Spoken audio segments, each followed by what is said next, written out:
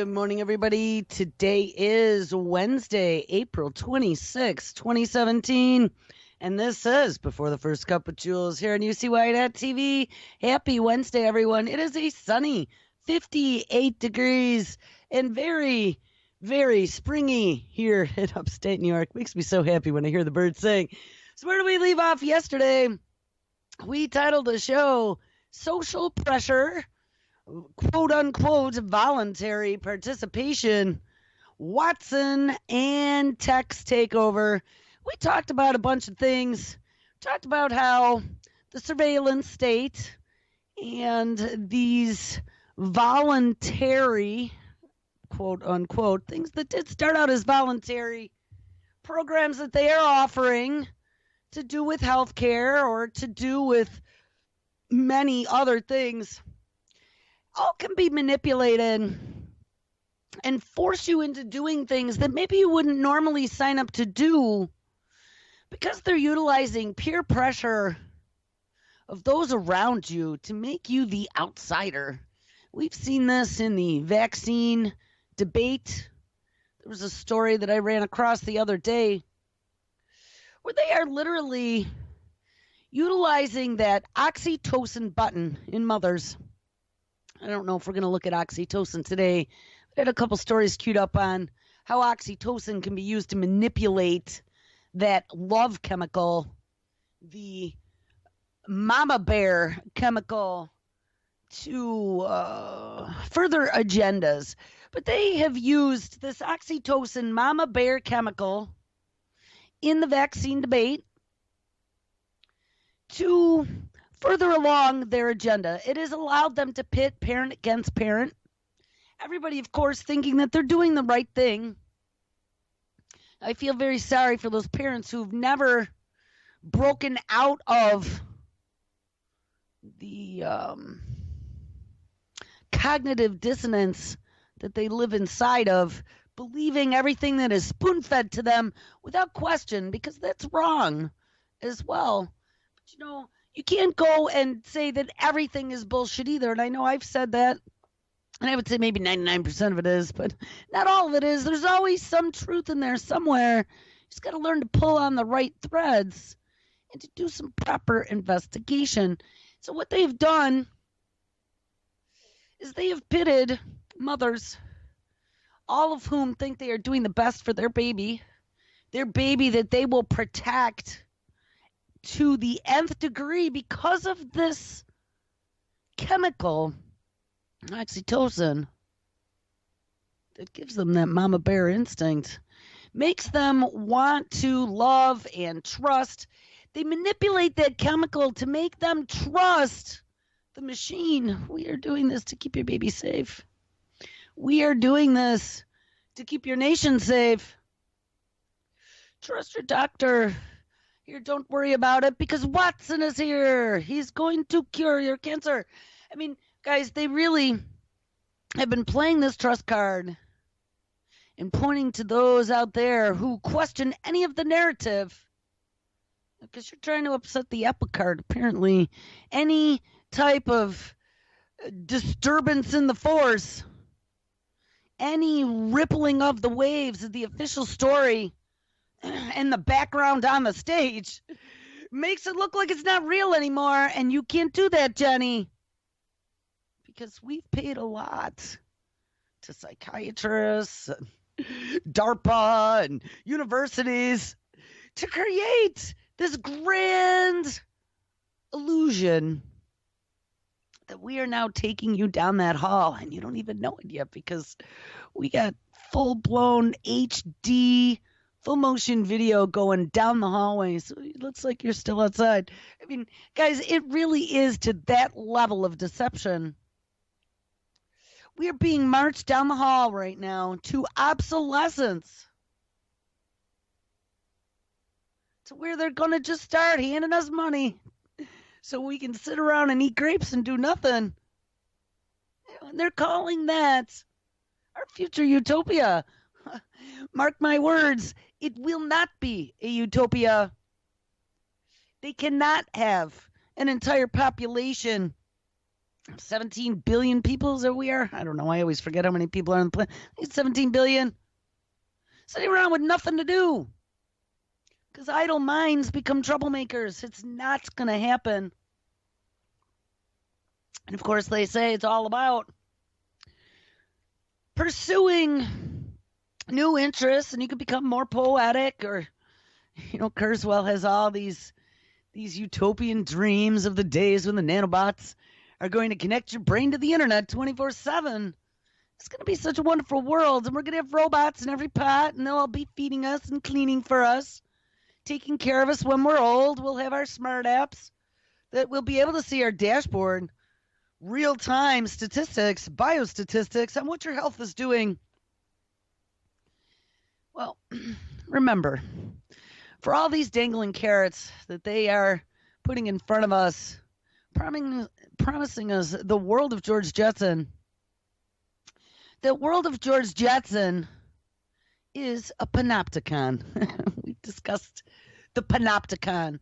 One thing that's interesting is that in the original definition of Panopticon, the individuals being surveilled always knew that they were being surveilled. So they always had it in the back of their mind that they needed to control their behavior because they were being watched. Well, up until very recently, the only ones of us that really knew the extent that we were being watched were people that were in the tech industry. It's things we've dealt with for a very long time from different facets, but we always had an idea that those backdoor keys got handed over a long time ago. I've told you guys, I'm certain I know when that happens. Good old Billy Gates, when he settled that antitrust lawsuit right after September 11th, 2001. At least that's when I mark it, but I saw it on Billy's face. But then after the quote-unquote Snowden leaks came out, and again, I reserve right to call a lot of that a psyop. There's all these things that Snowden released. Might have been a surprise to Susie American, many of these programs. But if you were in the technology industry, even though we never had names for these programs, we knew about a lot of these things going on. And of course, they were playing off a lot of this NSA stuff as, I don't know, the hackers are here. But remember, we were employing those hacking teams to then find vulnerabilities, to then drop our poison payload, or to sell us access. So the NSA or the Alphabet Agency that wanted in could go do it. And it wasn't just here in the United States, it was global. But now it's out there. The Panopticon is real now, because now, after those releases, alerting the world to how bad the surveillance and the hacking has gotten, we now all know how badly it is that we're being surveilled. And not only that, but we've been surveilled for 10, 15, 20, 30 years through different means, but probably the last 10 or 15 through everything we've done online. And it's all been bagged and tagged and dossiered.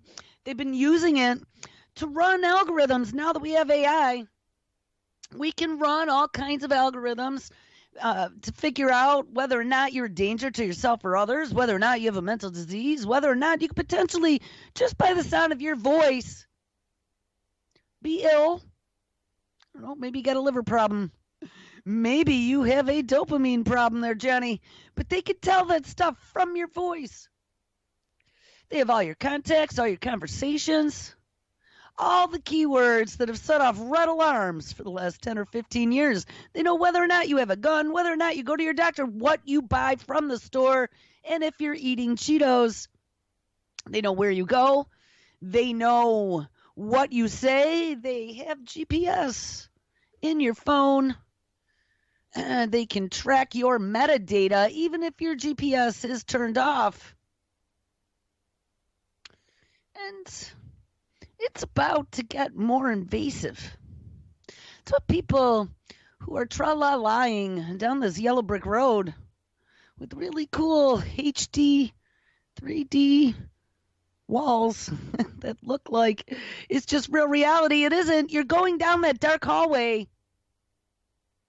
to places where the military industrial complex have crafted a lot of this technology. And this is where we've spent a lot of time on this show over the last 5+ years. Has it really been that long? I think it has, if you can even believe it. It's been a 5-year-long lecture course. The World According to Jewel. But it's true. The military-industrial complex, namely DARPA, has put a lot of time and effort and years into figuring out how to crack a lot of the chinks in the human armor and how to manipulate those, and not just the human armor, and the biological armor. And they've found ways to utilize those for potential future weaponry, whether it be offensive or defensive, going all the way back to the days of Plum Island, germ warfare. We looked a lot at frequencies and some of the stuff that they were doing with neuromodulation, microwaves, the voice of God, the voice of Allah during the Gulf War. Now we have energy weapons, pulse weapons. And who knows what comes next? Autonomous robots with 3D, 230-point facial recognition, who can be told to go find someone and exterminate them, just like the Daleks. That literally is the world that we find ourselves in today. So when people like me start talking about this stuff,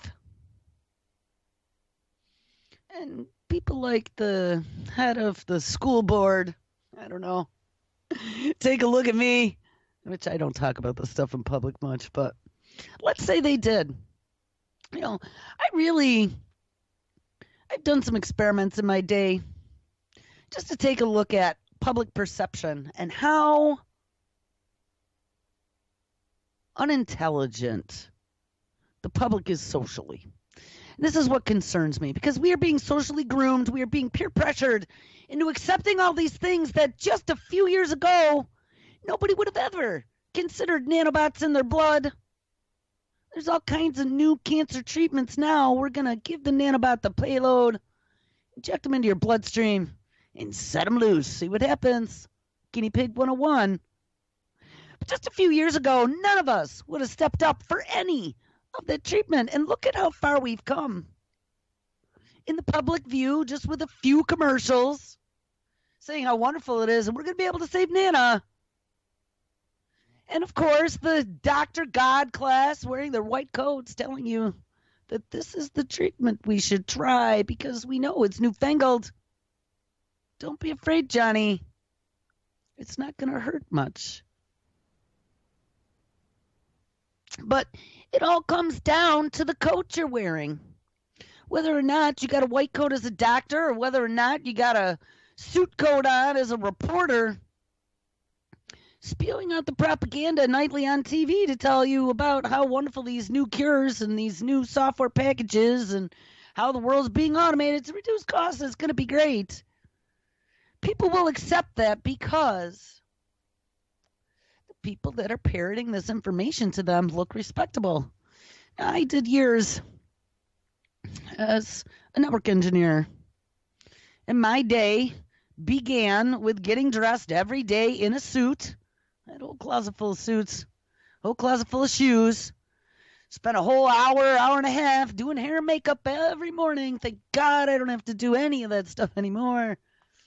And then I'd have to go out with salespeople who were hoping to get CFOs and CIOs to ink the deal that we put together, the network that I configured on paper based upon our meetings and our walkthroughs and our diagrams and everything that we knew about their network and what they wanted for their future evolution. Now, I could tell you 99% of the time, first of all, I probably shouldn't say this, but it was a competitive advantage. Most women in any of the tech industry, and I think it still is that way, were not technical. And it started back when I was like in third or fourth grade. And we took that aptitude test, and they came back and they told Susie that she could be a librarian, and they told Johnny that he could be I don't know, an auto worker. And then they came around to Jules and they told me that I could be a mechanical engineer, and the whole room burst out laughing. Well, it started back then. It was probably in 1974, maybe 5. But my whole life I had that ability to just see the way systems work and how to put these pieces together and how all the little gears turn and how it affects the next gear in line. And I think that still helps me in what I do today. Well, we're connecting these dots now instead of it being physical machines and electronic hardware. Now we're doing it with information, but it's the same concept. Things connect. One plug in, one plug out. That's how it works. And the thing, though, that got me, I was like, I would go in and I'd meet with these people, and the fact that I knew what I was talking about, the fact that I had half a brain on my shoulders, and I had put a lot of time and effort and thought into the design I prepared, and I would explain the reasons why I did this over something else, and I would always build it in so it was upgradable in the future. So here we're going to build it for this now, but you said you wanted to do this at some point, so you're not going to have to rip everything out and replace it. You just plug this in next and then this, and allow you to do this, this, and this. And plus the fact that I was female, I don't think many CIOs, CEOs, CFOs at that time knew of too many female engineers, and we used to do pretty well. We used to win the deals. They always liked, I mean, we made lots of friends back then. They would always take us out to lunch. And of course, my boss, most of the salespeople I went out with were men, but my boss was a woman too. And she was the head of the department. So the two of us would go out. We were the dream team.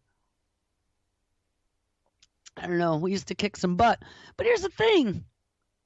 The fact that I was dressed nice, I was in a suit, I came from a place of authority, I knew what I was talking about, or at least I could talk a good story, won over CXOs of an organization who were holding the large pocketbooks to ink it over to sign a contract. Now, that's pretty impressive. Now, I'm going to tell you something else. So now, I go to the opposite end of the spectrum. I went for a while. I think I went almost 3 years without getting my hair cut. And it turned into Swami Genie on top of my head. And I have my cutoff, cargo pants shorts, my big flippy flip-flops, my camo T-shirts, my big sunglasses, and my ATV. And I'm going to tell you what. Talk about a complete difference in perception. Now, of course, I didn't go rolling up on any CIOs or CFOs looking like that, but I can tell you that even with people that I worked with in the past, absolute, utter difference in the way that they responded to me. And I'm just talking about the sociological processes that are going on in people's minds and how easily they are manipulated just by looks. I talk about reading a book by its cover, so I'm no different. As a matter of fact, I know 10,000 books more of information now about everything else out there besides technology than I did then.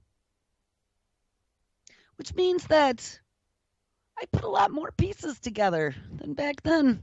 Yet, when I'm not wearing a suit and my high heels and have my hair all done nice and makeup on, and I'm just looking like a wood bum who's out in the woods, enjoying myself, enjoying nature, and I have something to say about it, people aren't so apt to not only not listen, but to take things that you say with any type of gravity. And it's not because I know any less. It's not because I'm not any less of an authority on any of the stuff that I've spent my whole life doing. It's just that I don't look like an authority figure. And guys, I'm telling you, I'm seeing that time and time again. All you got to do is put on a white coat or a suit and talk nice. Don't sound all tinfoil hatty. You know, make sure that little colic is swished down with some Grecian formula, and you're going to get yourself an audience. And it disturbs me because it is that easy to sway a population. And it's not an isolated incident. I see it time and time again. And now we see the places like DARPA and projects such as the Brain Project, which is a federally funded initiative started by Obama. They have been working on how to manipulate perception to get public buy-in. We had read a story last year or the year before about the White House was actually hiring sociologists or psychologists to help spin the narrative for this new Obamacare thing out to the public. It doesn't mean that the program was good. It just meant that they were going to try to find ways to get you resistant consumers to step up to the plate and accept what they want to force feed you. But remember, if they hold you down and try to force feed you, you're going to fight them. But I told you, my old boss, Mr. Double Black Belt, he always taught me, he was a senior executive. And John's a very, very bright man. And he taught me a big lesson. Make them believe that it's their decision. Make them believe it's their idea. Plant those seeds and gently coax them. Move them along the right path. But you can't force them to believe what you do. You have to groom them to believe what you do. And that's exactly what is going on right now. So as we have this AI revolution in healthcare, revolution in robotics and connectivity, of course, we're bringing internet to Africa. Get everyone on their little smartphone surveillance device. We don't realize what that impact is going to be on our future. Nobody is looking down around the bend at the end of the hallway. And that's where the end game is. And that's where they're all planning on making bazillions of dollars before we get there. Before we have loads of unemployed, bored people collecting universal basic income, realizing that, wait a minute, I don't have a job, which means I don't have money, but they give me money, but that means I don't control any of my own destiny. Not that you control your destiny now, but at least with some sort of autonomy financially, at least with a few disposable dollars that isn't being bag tagged and tracked in cash, or a car that you can get in and start yourself with no black box, with no override controls once you've gone above the speed limit a mile or two. When you get into an old school vehicle, you're still kind of free. Got to watch the laws, but if you go into the Outback, you can zoom around bends and up and down and around. But our future of self-driving cars, again, is going to take that all away. All the autonomy that we enjoy now, that make us who we are, that give us those few moments of human thrill, are about to all be taken away. It is going to become a whitewashed world of Buck Rogers in the 21st century. And for those of us who get out of hand, because we realize at the 11th hour that they're trying to stuff us into a box and close the door. Well, I hate to tell you, it's going to be too late at that point. And there is no getting out at that point. And if you don't go along with that, then we have new treatments for you. Because remember, we can diagnose mental disease on a spectrum just by the sound of your voice, Johnny. We're chucking out that DSM. So there isn't going to be any type of diagnostic statistical manual anymore because it's all fluid. You come and go out of mental illness, and we can fix that just a few zippity zaps. Bzz, bzz, bzz, bzz. Or hey, you know what? Put this patch on, and we'll just let the nanobots absorb in through your skin and carry the medication that kills that rebellious part of the brain. I don't know. But it's going to be something like that. It's going to be very frightening. It's going to be this forced medical complex. If you are not peer pressured enough into compliance, if you don't step up with the rest of them, You, the individual who's not going along with the program, is going to become very apparent. We're going to see who those troublemakers are. Obviously, my suggestion would be cheek that pill. Spit it out when no one's looking. But the problem is, they're going to do things. We talked yesterday about the smart toilet. I got the smart toilet story lined up here. We're going to look at that. They're going to be able to literally tell, all in the name of healthcare and keeping costs down and keeping you safe, Johnny. They're going to be able to tell every morning you take a pee whether or not you took your pill, whether or not you ate those Cheetos, whether or not you consumed alcohol or some other illicit substance. We are talking invasive technology. We've talked about them also being able to read dreams and be able to look in and watch decision-making processes being made in your brain. They have all these brain technologies now and scans and lasers and things of that nature as part of this brain project, where even inside your own mind will no longer be yours. It's going to be surveilled as part of the Panopticon. I mean, guys, we really are at that point now.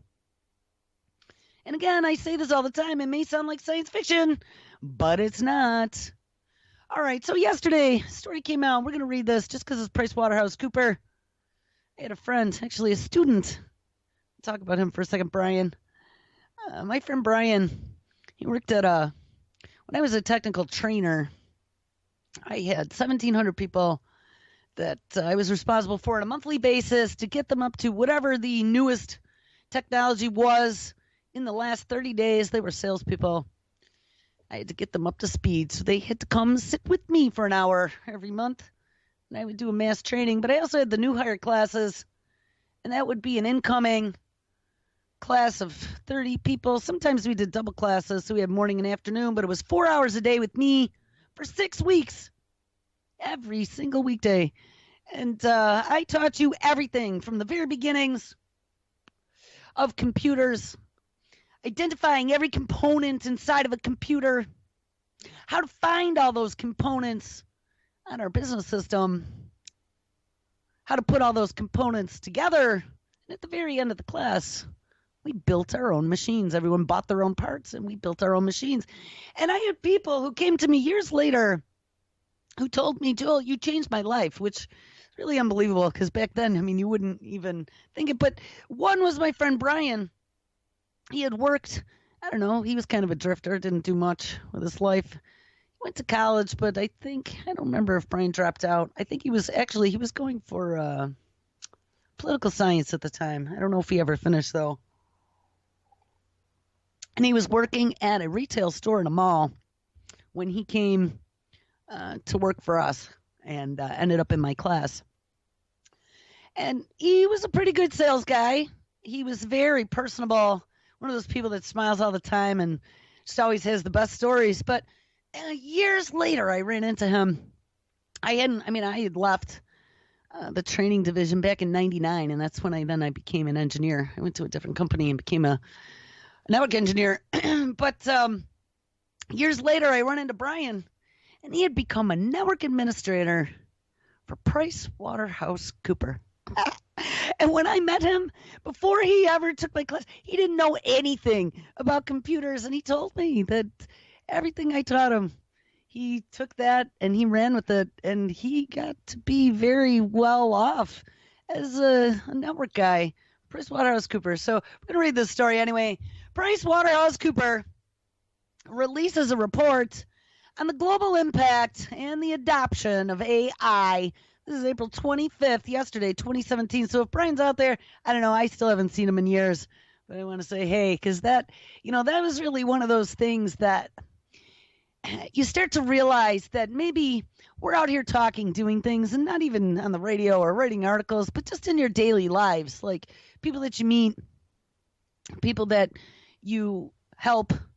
And I don't think we realize that the butterfly effect actually is occurring out there, even if we don't ever get any type of report back in the future, that every time you touch somebody, I know. Reach out and touch someone, but don't laugh. I mean, like, touch someone emotionally or with your knowledge, with your brain, or you can just pinch them. But every time we touch someone, every time we have an interaction, every action is an equal and opposite reaction of some kind. And somebody might be going down a path, and when you touch them on that path, you might just inch them in a new direction. And of course, we all want to make sure that we inch them in the right direction. So there are those of us out there who are always trying, they're like the little devil on your shoulder, who are always trying to get you to go in the wrong direction. But we have to be going in the right direction, guys.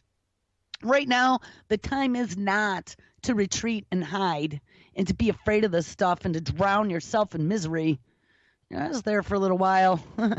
Every time I think about this stuff, I get all completely depressed and freaked out because it's like, oh my God. But you know what, guys?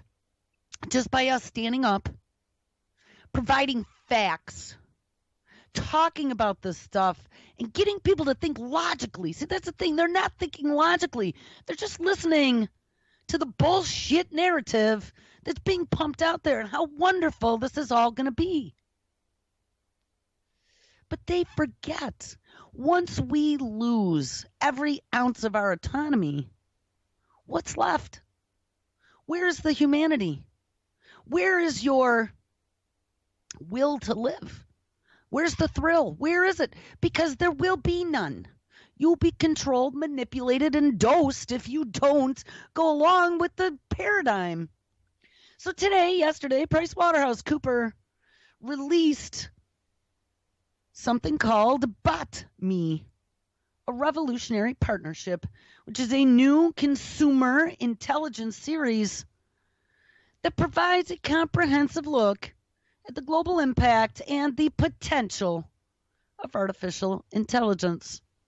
The 2017 report was constructed from insights gathered at a 2017 event, gathering AI experts and a survey of 2,500 U.S. consumers and business leaders on attitudes toward AI and its current and future implications in society. Now, of course, here again, we're doing another one of these quote-unquote studies. Now, think about this. What they're doing is they're gauging public opinion. They need to see where we're at right now and how much further we need to push this. How many more screws we need to turn to get these resistant consumers over the line so we can start the full-blown rollout without people panicking. Well, their key findings include, number one, AI is no longer viewed as primarily a corporate tool to increase automation, but instead as an emerging technology to be leveraged to handle all kinds of global challenges. Yes, yes, yes. Part of the globalization plans. Of course it is. We're going to have UN Atlas robots one day. 63% of all consumers agree that AI will help solve the complex problems that plague our modern society. So 63% of all humans are now selling us out to the machine. Number two, consumers and business decision makers believe that AI can help solve large-scale issues such as closing our education gap. So, of course, let's move Watson into teaching Susie. They also can use AI to help solve large-scale issues in establishing cures for cancer, yay, and other diseases, and even in ending gender inequality challenges. And I don't know about that one. Number three, and that's probably trying to encourage women to go into technology. You're seeing that all over. STEM education, ladies. But you know what? STEM education, if you learn how to build the machine, you also learn, let's use a double-edged sword to our advantage, how to deconstruct the machine. Number three, we will be seeing more of AI's impact on our daily lives in the near term. 58% of people said that if they were to turn AI as an assistant in the next 5 years, it likely would be as a tutor for Johnny. And 22% of the respondents stated that they would likely turn to AI assistance for a doctor. So get that. 58% are into Watson as a tutor, but only 22% are into Watson as a doctor. So there's still a little bit of pushback there. So of course they're going to have to work on that one. Number 4, AI is also providing a competitive edge on the business front. And 72% of business decision makers believe that AI will be the business advantage of the future. Ding, now that should be scary. Because 72% of business decision makers are thinking that AI is going to give them the business advantage of the future. And guess what that means? That means the robots are coming to take all the jobs. Because you got 3/4 of all the businesses that were surveyed, at least for this PricewaterhouseCoopers report, that think that they're going to open their arms and embrace AI. And there's so many flavors of AI out there, so many different big boys between IBM, Amazon, Google, Facebook. Everybody's using artificial intelligence, and they are going to be spinning out software as a service AI. Let's give you our API, and you can build it into all your applications, get it into your backend, and once it's up and running, it's going to be really difficult to put that genie back into the bottle. A 2017 AI report also highlights trends in the use of AI within companies, including how AI can shift human tasks from menial to strategic. And that's one of these big things that they're saying. Why? It's not going to be dangerous when robots take all the jobs, because the robots are only going to take the lowest form of jobs, those menial jobs that no one else wants to do. And you humans, you have such a wonderful brain. We're going to give you the stuff that requires strategic thinking, creative thinking, things that we have not yet taught artificial intelligence to do. But remember, everything we do, every interaction we have, every time we type into a search engine or we use a piece of software that is somehow back-end connected, we're feeding that AI machine. And as we feed that AI machine, it gets smarter and smarter. And they are now learning on their own without any human intervention. So how long is it going to be? It just means that those strategic and creative jobs might have a little extra time where humans are employed in them.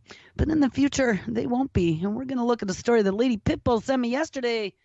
An interview with Jack Ma from Alibaba, which is the Chinese, even bigger than Amazon equivalent. And he definitely is on board. Actually, Alibaba is starting to turn into not only an Amazon, but they're also spinning out into the world of Google as well. And you got Beidou over there also, that is the Chinese equivalent of Google. So people put on a seatbelt, because the war of the worlds is not going to be dropping bombs. In my prediction, the war of the worlds is going to be who has the best technology. And we're not just talking about AI. We're also talking about electronic and energy weapons, bio weapons, CRISPR weapons. Remember, Clapper had come out in front of the Senate Armed Services Committee and said that CRISPR is now a WMD. We can splice and dice genes like there is no tomorrow, and then set out some new organism to go do our bidding. It's frightening. We're going to look at some of that maybe, I don't know this week if we're going to get to it, but maybe next week. There are some new RFPs out there about not only locking down the genome, but being able to reset your genes if they've been all messed up, which has got to make you worry since they're using these same quote-unquote WMD technologies in healthcare as part of some of the new experiments they're doing. But anyway, so 2017 AI report also highlights trends in the use of AI within companies, including how AI can shift human tasks from menial to strategic, freeing up time for innovation. Yes, so the humans can sit around and be fed grapes, and the broader, bigger picture thinking, which can lead to transformation of the world. Number 2, Another trend is where AI provides the greatest business advantages and how it can be leveraged across the entire enterprise, not just in one little small space. So let's put somebody like IBM Watson in charge of the whole company. Hey, why not? They're already talking about putting AI in charge of the government. Why not? Hey, humans have foibles and we have emotions. Humans make bad decisions when we are fueled by emotions, when we're fueled by those brain chemicals, those very same brain chemicals that they have learned to manipulate us. So put on a seatbelt. Number 3, the integration of AI into customer service roles where customers are most willing and sometimes even eager to embrace AI. Now, we read about Watson yesterday. He is now online providing 24/7 tech support with the concierge module. And they're talking about rolling them out into other areas. We had Ross, the AI lawyer. We have Watson, that is an oncology doctor, and now he is learning genetics as well. I'm telling you, it is really coming. All right, so let's find out what Alibaba's Jack Ma has to say about this. And I had to love it because the second I open up the story, the picture on the story is a Doctor Who Dalek. And underneath it says, exterminate the low-skilled jobs. And that's what they're talking about doing. I mean, we've already looked at how Harvey's, I think it was Harvey's, the CEO of Harvey's, I think it was Harvey's or Hardee's, one of them, was looking at automating his restaurants. We already have Japan. There's all the robot restaurants. You know, they're automating a lot of factory work, and not that that hasn't been going on for 20 or 30 years, because it sure has been.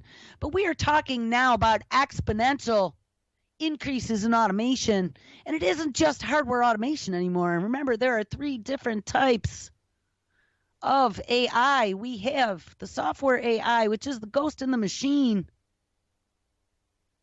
We have the tin can AI, which is the robot like Atlas that has some sort of intelligent brain. Maybe they're going to use it for law enforcement and for the military. We also have autonomous drones, be able to search and destroy all on its own.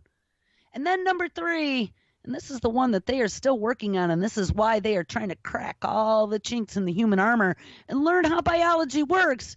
That's going to be the skin job. That's going to be, and we saw one already. IEEE Spectrum a while ago had an article about the Japanese robot that had all synthetic organs. It was even running synthetic blood, and it sweat when it got hot for cooling. That is the next step to the land of androids. And I don't think that that's going to be 30 years out from now. They are working on that pretty heartily in the sex industry, if you can even believe it. Sex dolls and robots are moving along from things that I've seen. They're pretty bizarro. I don't know, maybe I don't have any story queued up, but I did have one on my WTF page a while ago that was very disturbing to me. They had integrated AI into this doll. So this doll actually started to learn who you were and respond to you based upon how you taught her. And if you were mean, then she would be mean to you. But it would learn like a child and learn from every interaction. It was just many different ethical issues going on at once that were just so beyond disturbing that I couldn't even really think about it. But guys, we're getting to that point now. And if there is a market for it, well, you better believe that they're going to work on developing it, because there is nothing right now that is out of the realm of possibility.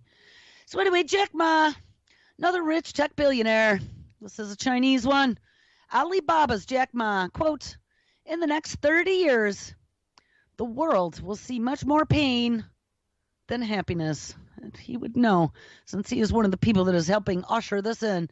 Jack Ma, the Chinese tech billionaire, who's the chairman of the e-commerce giant Alibaba. And Alibaba does sell smart toilets, by the way. Go to Alibaba.com, plug in smart toilets, you're going to see tons of them. And has a chilling warning for the world. Get ready for a whole lot of pain.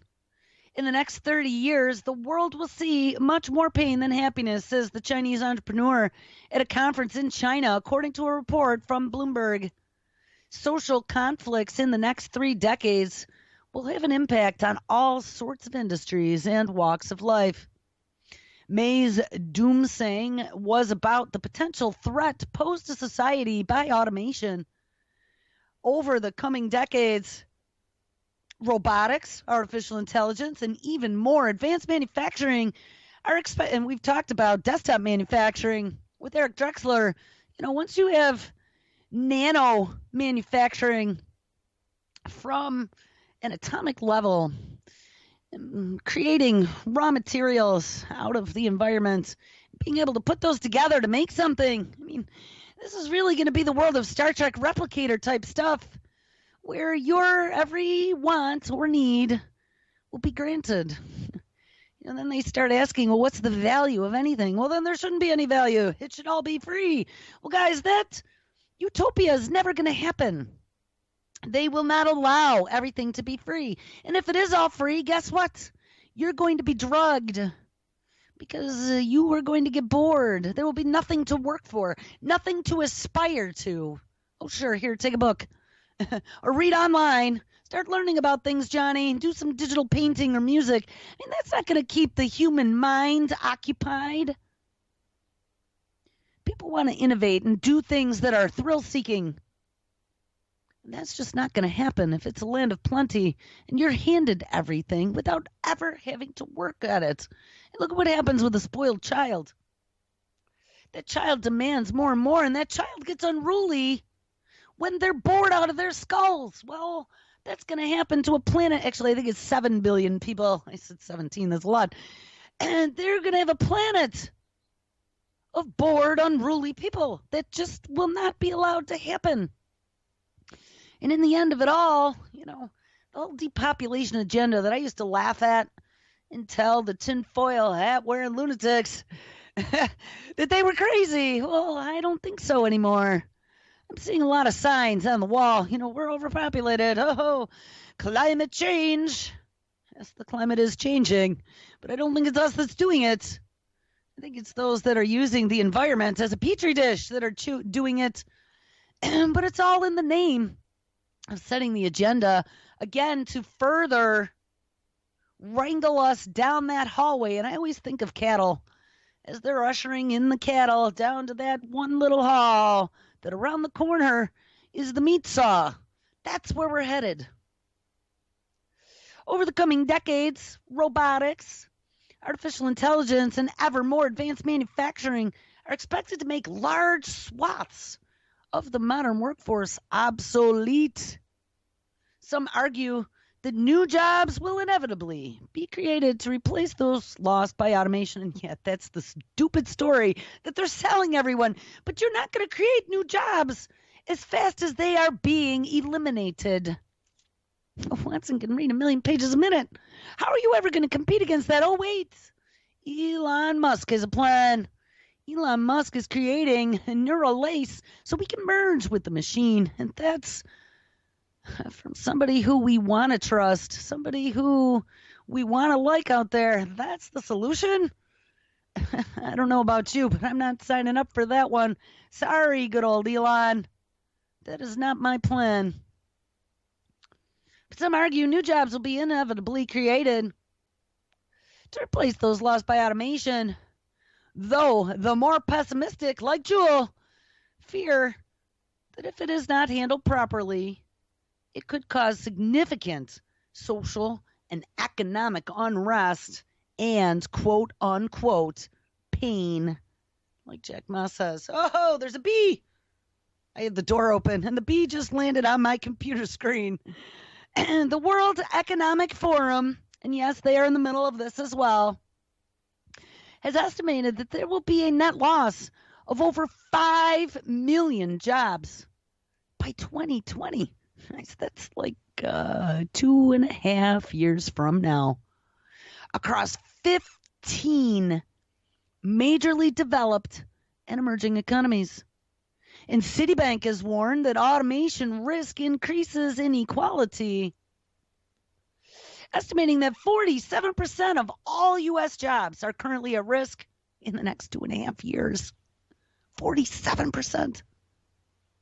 And 77% of jobs in China are at risk. And we have read already about China. There have been a couple factories now that have gotten rid of all the employees except for a few to manage it all, and has replaced them all with artificially intelligent robots.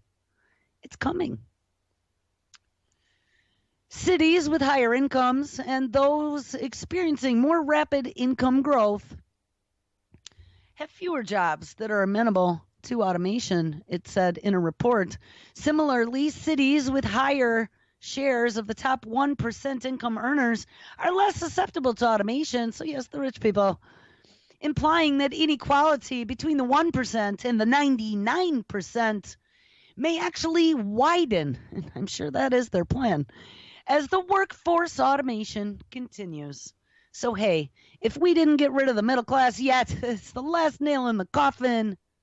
We are all going to be living in the Panopticon with the universal basic income, with them telling us how we have to behave if we want to survive, because they're going to have to spoon feed us because there's nothing else left for us to maintain our autonomy or to feed ourselves or to clothe ourselves or to house ourselves.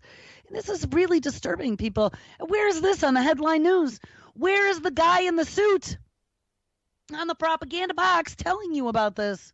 Where is he warning you to help insulate yourself? Oh, wait, don't go spending all your savings there, Johnny, because you might need it in the future.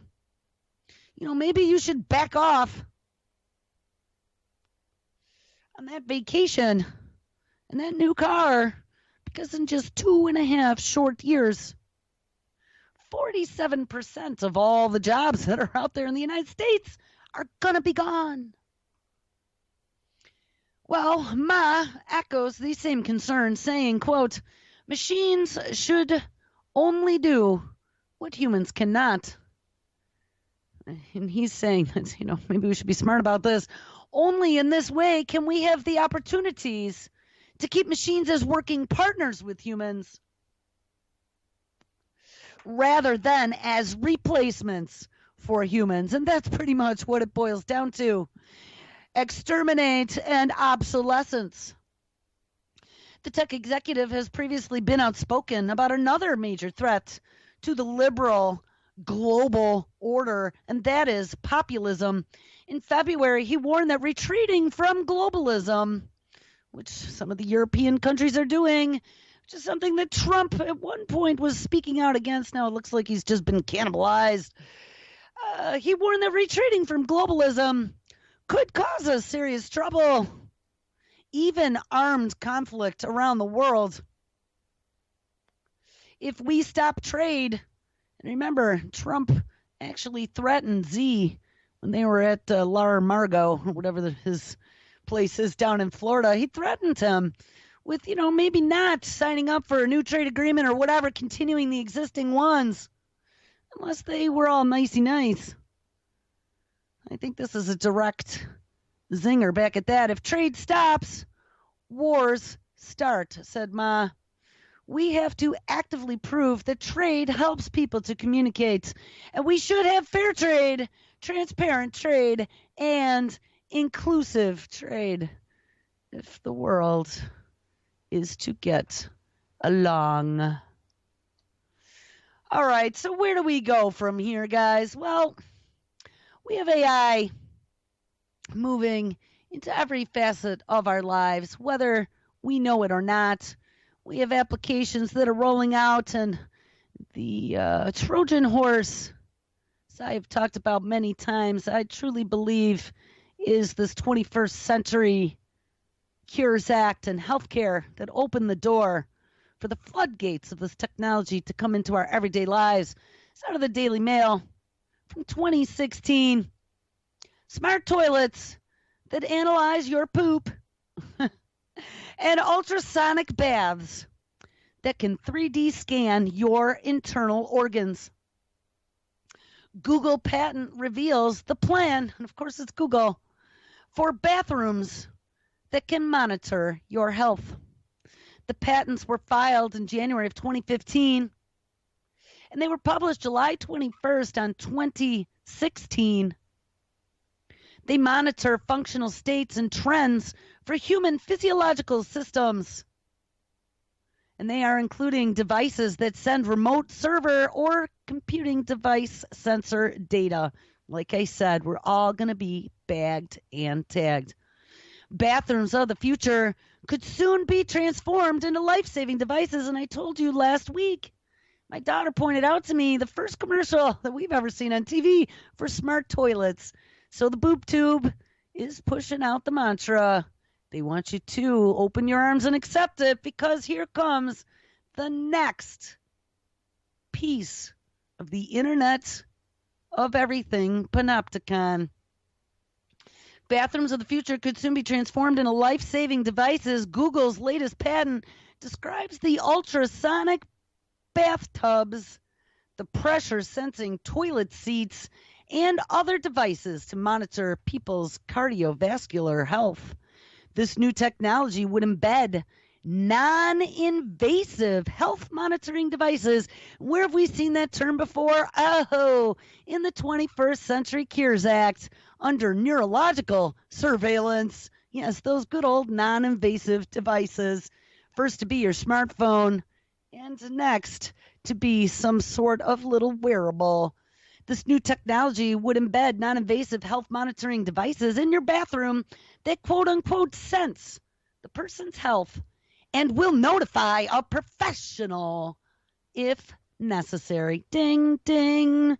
Cardiovascular disease generally refers to conditions that occur in the body when your narrowed or blocked blood vessels form, which can lead to strokes or heart attack. Well, the search engine's latest patent describes the technology to determine the, quote, functional states and trends for human physiological systems. All right, guys, we choose stick around.